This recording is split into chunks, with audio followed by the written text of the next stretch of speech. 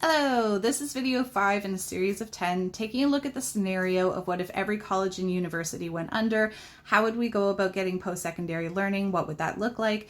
And in this video, I wanted to talk about the concepts of 21 years worth of money and the definition of an asset. So why talk about 21 years worth of money? Reason for it is that students, when they go into college or university, many of them, we look at the story of their money leading up to that point, when the world learned that they existed, then baby showers, any celebrations of that baby arriving, it's not unusual for parents to receive a monetary gift and for it to be labeled as this is for their future. It's for their education fund.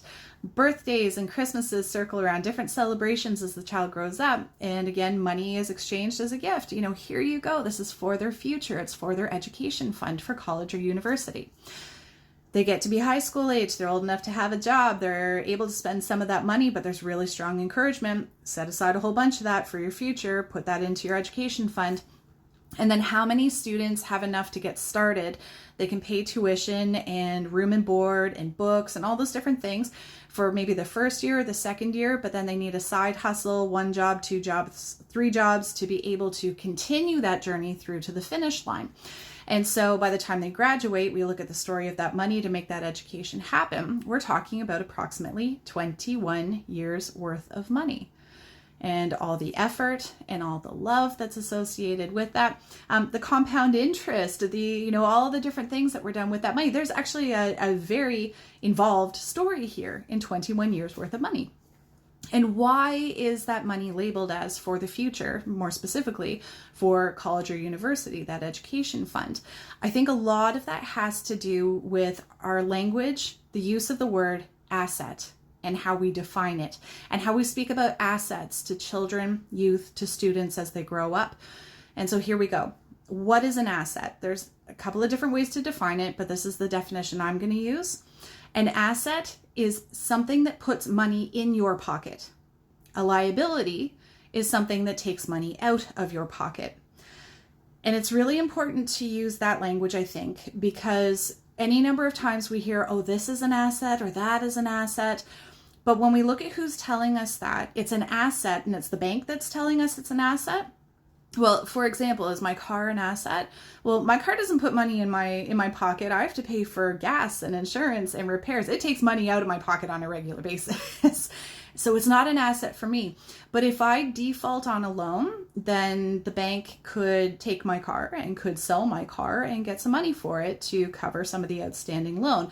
My car is an asset to them, but not to me. And so taking a look at that idea of something could be labeled an asset, but who is it an asset to? That matters when we start taking a look at college and university education. Then here's the language that students consistently hear. Your education is an asset. And this idea is that you are paying money to make money. You are putting up quite a bit of money up front, but think about how much money you're going to be able to earn after the fact when you can get that higher paying job as a result. It'll pay for itself in no time. Your education is an asset. And it is an asset. And just so you know, before I explain why, oh my goodness, I am not against colleges or universities, and I'm not against paying for a great education, but I am against misinformation, and I am against people finding themselves in horrible situations because they went into it with the best intentions. So I believe consumer education is important. So taking a look at the idea of who is it an asset for, this conversation has to be had. Post-secondary education offered by a college or a university is not an asset to the student. It is valuable. Lifelong learning is always going to be important. It can be enjoyable. It can be any number of wonderful, wonderful, wonderful things, but it is not an asset to the student. It takes money out of their pockets. And without guarantee of them getting a higher paying job, without a guarantee that it will pay for itself, okay? And without guarantee that they'll actually be able to make use of it, it teaches the student how to get earned income. If they get sick, if they get injured, if something disrupts their ability to actively earn money, then it doesn't do anything for them, okay? It doesn't bring in any money at all.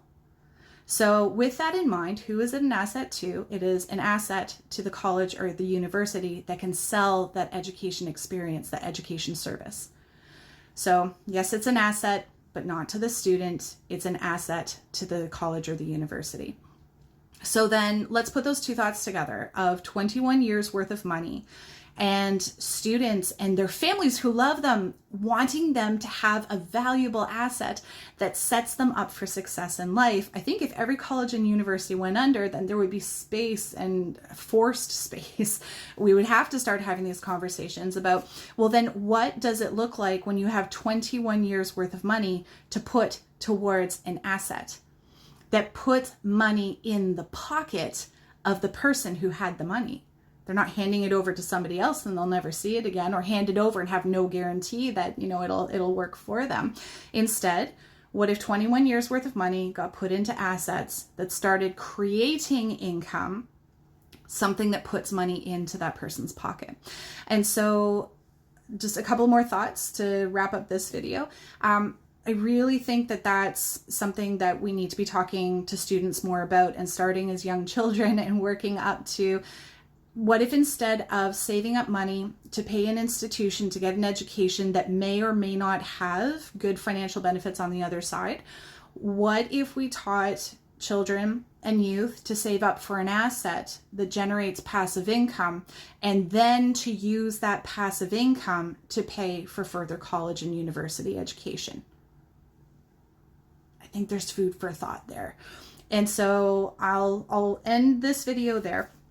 And just encourage you, at my website, livingislearning.ca, I have an ebook, Get Paid to Learn, that I am trying to get out there and just make sure people know about, because I expand on that concept. 21 years worth of money. What if we thought about education differently and instead taught youth to get an asset that pays them passive income? They're not relying on earned income to make a living, to survive.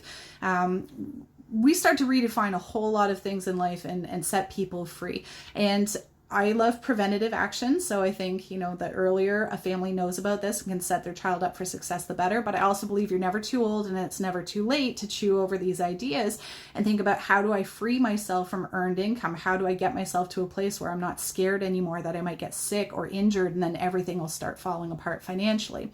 So my ebook is at that website, livingislearning.ca. It's called Get Paid to Learn.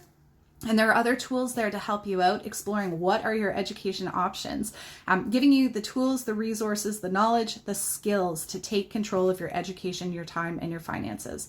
So please, feel free, ask questions and I will respond to them or make more videos to just keep equipping you, keep helping you out as best as I can. And thanks for watching this video. I'll see you at the next one.